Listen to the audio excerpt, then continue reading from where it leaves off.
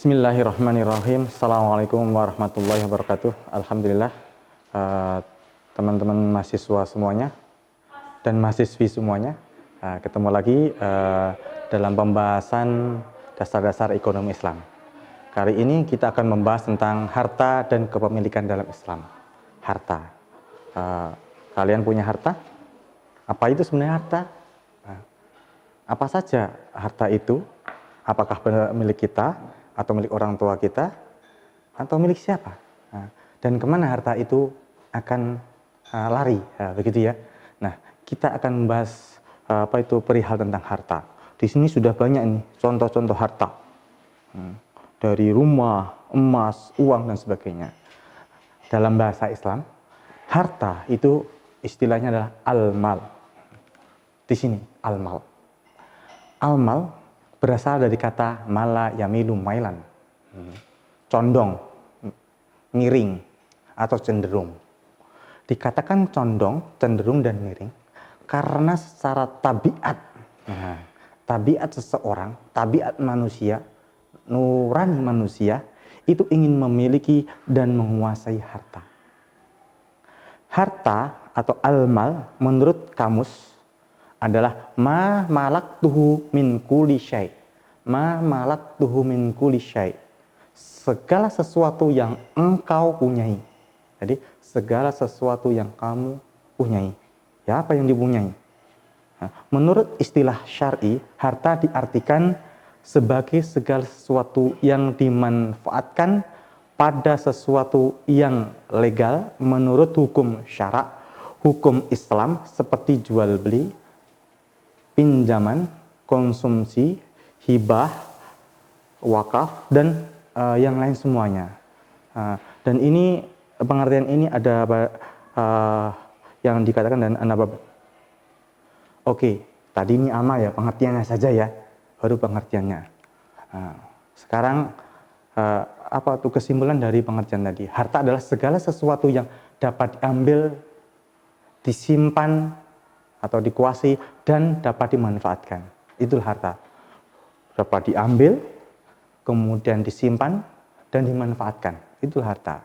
Di dalam Al-Quran, kata al-mal dengan berbagai bentuknya disebutkan 87. Banyak sekali kan? Jadi Al-Quran itu ada kata-kata al-mal, harta. Itu ada sebanyak 87 dalam 79 ayat. Dalam 38 surat. Jadi banyak sekali membahas tentang harta. Karena harta itu sangat penting. Penting bagi kehidupan manusia itu sendiri. Tanpa harta manusia mungkin nggak bisa hidup kan. Itu. Berdasarkan pengertian tersebut, harta meliputi segala sesuatu yang digunakan manusia dalam kehidupan sehari-hari mereka. Seperti uang, tanah, kendaraan, kemudian perhiasan, perabotan, baik hasil laut, hasil hutan, hasil bumi, hasil teknologi dan sebagainya, termasuk dalam kategori al-amwal, harta. Jadi apa yang kita miliki coba, yang kita punyai, yang kita pakai sekarang, mungkin emas, jam tangan, itu juga harta. Kemudian HP itu juga harta. Bahkan anggota tubuh kita itu juga harta, karena bermanfaat juga, gitu. Pemilik mutlak segala sesuatu di bumi adalah Allah. Jadi harta milik siapa? Ayo. Nah, di sini pertanyaan. Manusia hanya sebagai pemegang amanah. Ini konten yang harus dipegang oleh seorang mukmin. Apalagi mahasiswa-mahasiswi muslim harus memegang harus teringat di sini, harus hafal ini. Pemilik mutlak segala sesuatu di bumi adalah Allah. Manusia hanya sebagai pemegang amanah. Kalau lupa kalimat ini, nanti dia akan menjadi orang yang tamak. Nah, makanya Allah berfirman, amanu billahi wa rasul wa anfiqu mimma ja'alakum mustakhlifina fihi falladzina amanu minkum wa anfiqu lahum ajran kabir. Berimanlah kamu kepada Allah dan Rasulnya, dan nafkahkanlah sebagian dari hartamu yang Allah telah menjadikan kamu menguasainya. Jadi kita mempunyai harta, berapapun itu yang ngasih adalah Allah atas kehendak Allah. Kalau Allah tidak berkehendak, kita tidak mempunyai harta itu kan. maka orang-orang yang beriman di antara kamu dan menafkahkan sebagian dari hartanya memperoleh pahala. Nah, jadi berapapun harta kita, itu adalah titipan dari Allah. Harus kita pandai memanfaatkannya untuk mengembangkan, dikeluarkan di dalamnya. Mungkin ada sedekah dan sebagainya. Nanti kita bahas. Nah, sekarang status harta yang dimiliki manusia. Nah, dalam Al-Quran sudah dijelaskan juga. Harta sebagai kebutuhan dasar. Nah, Zuyyina lin-nasi hubbus shahawati minan nisa'i wal banina wal qanatiril muqantari minadz zahabi wal fiddati wal khayli wal musawwamati wal an'ami wal harsi dzalika mata'ul hayatid dunya wallahu indahu husnul ma'ab. Nah, ini katakan semua dari apa itu zahab itu emas, kemudian fiddah perak dijadikanlah indah pada pandangan manusia, kecintaan kepada apa-apa yang diingini, yaitu para wanita-wanita, anak-anak, harta yang banyak dari jenis emas, perak, kemudian ladang dan sebagainya, itu kan, itulah kesenangan hidup duniawi. Dan di sisi Allah lah tempat kembalinya. Jadi manusia itu ingin memiliki semuanya itu semaksimal mungkin. Wanita yang cantik, aduhai dan sebagainya, kemudian mempunyai kriteria masing-masing, emas, jam tangan emas dan sebagainya. Wah, ingin meraup namanya harta semaksimal mungkin, sebanyak mungkin. Tetapi kita harus ingat, itu hanya sebuah titipan tadi kan, amanah dari Allah. Kenapa? Karena sewaktu-waktu akan diambil oleh Allah, karena Allah lah tempat kembali yang baik. Nah, kalau dia bisa memanfaatkan semaksimal mungkin tadi, yaitu surga tadi yang akan didapatkan. Oke, harta sebagai perhiasan hidup. Sesungguhnya dalam surat Al-Kahfi ayat 7 dikatakan juga, sesungguhnya kami telah menjadikan apa yang ada di bumi sebagai perhiasan. Ini menekankan tentang ayat yang sebelumnya tadi, bahasanya apa itu harta itu adalah sebagai ujian bagi manusia. Manusia ingin di ayat tadi ingin merangkup semuanya dan sudah dikasih apa itu peringatan, itu akan kembali. Nah, itu kan, karena di sini adalah bahwasanya harta itu juga sebagai ujian untuk menguji manusia ini dalam mengoperasikannya, dalam bermuamalah sehari-hari sesama manusianya. Nah, gitu kan. Kemudian ada ayat tambahan, harta berfungsi selain dia hiasan, kemudian sebagai ujian, dia juga sebagai apa itu menentukan tingkat keimanan dan sebagai bekal dia untuk mendapatkan poin-poin pahala. Nah, itu diterangkan dalam surat Al-Anfal, wa lamu innama amwalakum wa auladakum fitnatun wa annallaha indahu ajrun azim. Nah, ini ujian. Nah, sebagai ujian, kalau kita bisa memaksimalkan, insya Allah akan bagus. Maksimal di mana? Ya nanti dalam produksi, konsumsi, distribusi. Maksimal enggak? Yang dikatakan maksimal itu bagaimana? Nanti ada apa tuh pedoman-pedoman, ada tuntutan-tuntutannya dalam produksi, konsumsi dan sebagainya. Ada sebagai bekal ibadah. Tadi innahu ajrun kabir, itu kan? Karena kembalinya kepada Allah, waktu dia memiliki harus bisa digunakan untuk ibadah. Ibadah itu apa? Ya itu hartanya kalau sudah nyampe nisab, dalam pelajaran fikih nanti juga dipelajari, nisab harus dikeluarkan zakat. Punya kelebihan dapat rezeki harus bersedekah dan sebagainya. Karena dalam ayat itu masalul ladzina yunfikuna amwalahum fi sabilillah kamasali habbatin ambatat sab'a sanabila fi kulli sumbulatin mi'atu habbah. Hitungan dalam matematika Allah itu beda dengan ekonomi pada umumnya. 10 dikurangi 1 kalau dalam beribadah itu hasilnya bisa 1000, gitu kan, berlipat ganda. Kalau duit kita, hitung-hitungan matematika kita kan 10 kurangi 1 ya 9, tapi dalam beribadah tidak. Dia bukan berkurang tapi akan bertambah. Itulah kehebatan Islam. pemilik harta dapat dilakukan antara lain melalui usaha yang halal. Nah, kita langsung menuju harta itu untuk apa sih? Bagaimana kita mendapatkan harta? Yaitu dengan melalui usaha. Innallaha la yughayyiru ma biqaumin. Allah itu tidak akan merubah status seorang kaum. Kalau dia mau berusaha, akan dapat rezeki atau almal atau harta. Kalau dianya malas-malasan, ya nggak mungkin dapat gitu kan. Nah, kalau ini di surat Al-Mulk, walladzi ja'ala lakumul arda dululan famsu fi manakibiha wa kulu min rizqi wa ilahi nusur. Firman Allah, dialah yang menjadikan bumi itu mudah bagi kamu. Nah, maka berjalanlah di segala penjuru. Jadi maksud kata berjalan sini, berusahalah. Keluarlah dari rumah dan mencari nafkah. Bergerak.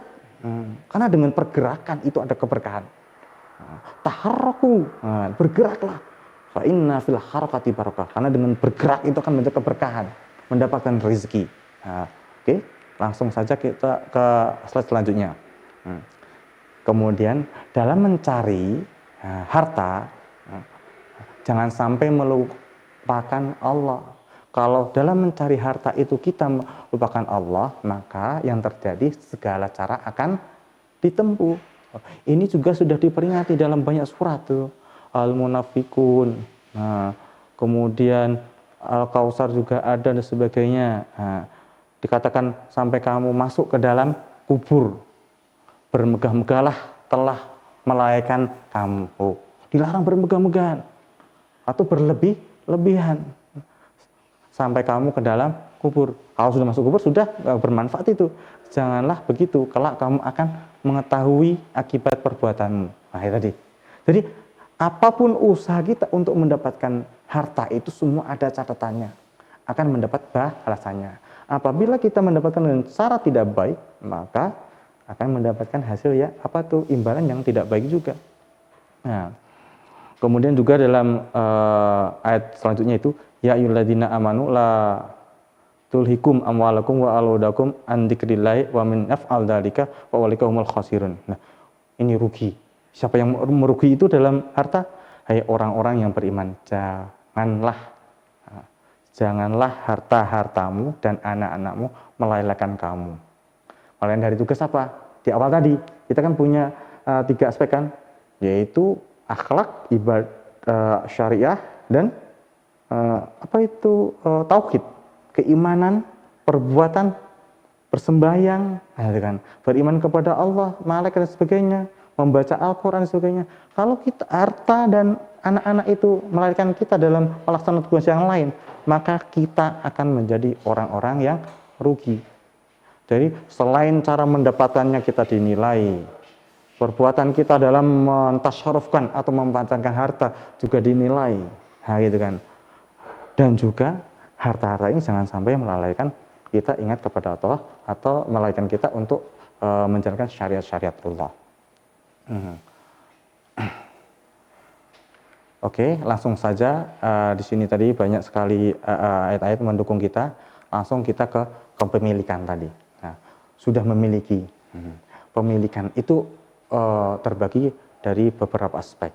Kepemilikan pribadi, umum, dan negara. Nah, ini kepemilikan al-milkiyah itu ada 3, yaitu individu, milkiyah fardiyah, kepemilikan umum, milkiyah ammah, dan kepemilikan negara, daulah. Daulah itu negara. Nah, itu. Jadi ada benda-benda yang dimiliki kita atau perorangan, ada juga milik umum dan milik negara. Harta-harta itu harus dimanfaatkan. Nah, gitu. Untuk apa? Untuk bisa berkembang, bermanfaatkan. Penggunaan harta harus kita gunakan. Dan dengan penggunaan itu juga kita kembangkan harta itu. Dalam pendistribuan, pengembangan ini, memanfaatkan harta ini, baik milik pribadi, umum, bahkan milik negara, itu terbagi menjadi 2 distribusinya, yaitu distribusi secara ekonomis dan non-ekonomis. Yang dimaksud dengan ekonomis itu dia menghasilkan profit, hasil. Kalau non-ekonomis itu ya tidak mendapatkan, nggak bertambah, seperti bantuan BLT negara itu non ekonomis bagi negara. Nah, tapi bagi masyarakat dia mendapat tambahan toh. Kalau ekonomis ya mungkin dalam perindustrian dan sebagainya. Kalau perorangan yang ekonomis ya kita untuk berdagang, untuk jual beli dan sebagainya. Tapi non ekonomis ya kita sedekahkan dan sebagainya. Nah, itu maksudnya. Nah, dalam penggunaannya, dalam penggunaan atau pemanfaatannya, di sana kalau dalam kita ada yang diperbolehkan dan tidak diperbolehkan. Kalau diperbolehkan disebut dengan haram, kemudian kalau diperbolehkan dengan halal. Nah, jadi dalam penggunaan kepemilikan ini, harta ini, ada dua aspek yang dibolehkan dan tidak, yang dibolehkan dan tidak dibolehkan. Yang tidak dibolehkan disebut dengan haram. Termasuk golongan haram itu pula isyraf, berlebih-lebihan, tabzir, mubadir, dibuang-buang. Kemudian tarif, taktir, riswah. Wah. Seperti apa tuh riswah, tahu riswah? Riswah itu adalah menyokok dan sebagainya. Hal-hal inilah 5 poin ini adalah perilaku yang tidak boleh atau haram dilakukan dalam memanfaatkan hartanya. Kita punya uang untuk menyokok pejabat supaya kita bisa jadi CPNS, atau kalau waktu persidangan kita ngasih uang supaya kita tidak dihukum dan sebagainya. Nah, itu tidak bagus, tidak boleh, haram. Nah, kalau halal, halal itu ada 4 aspek. Bisa mubah, bisa sunnah, bisa wajib, makruh. Tingkatan paling tinggi adalah wajib. Kemudian sunnah, mubah, dan makruh. Jadi wajib dulu. Ini pahala yang sangat tinggi sekali. Sunnah, mubah, dan makruh. Nah, sunnah itu apa? Mungkin contohnya sedekah, wajib nafkah zakat, itu wajib. Mubah seperti belanja kebutuhan. Kemudian untuk belanja kebutuhan, bisa untuk berdagang, atau kita memberikan seseorang. Kemudian banyak sekali. Yang penting berkembang di sini.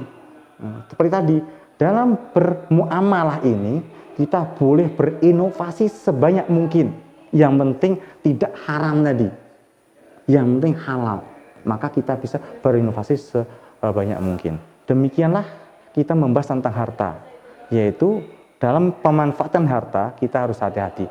Ini dibolehkan, diharamkan, atau dihalalkan. Nah, yang dihalalkan ini mungkin kategori wajib. Kalau wajib itu harus kita tinggalkan dosa. Nah, sunnah kita kerjakan dapat pahala, kita tinggalkan nggak apa-apa. Kalau mubah ini bebas, kita tinggalkan nggak apa-apa, kita kerjakan juga. Kalau niatkan ibadah juga akan mendapatkan pahala. Demikian pembahasan tentang harta dan kepemilikan. Sampai di sini pertemuan kita. Berjumpa lagi dalam pertemuan pembahasan tentang apa itu akad dan transaksi. Sekian, sampai jumpa. Wassalamualaikum warahmatullahi wabarakatuh.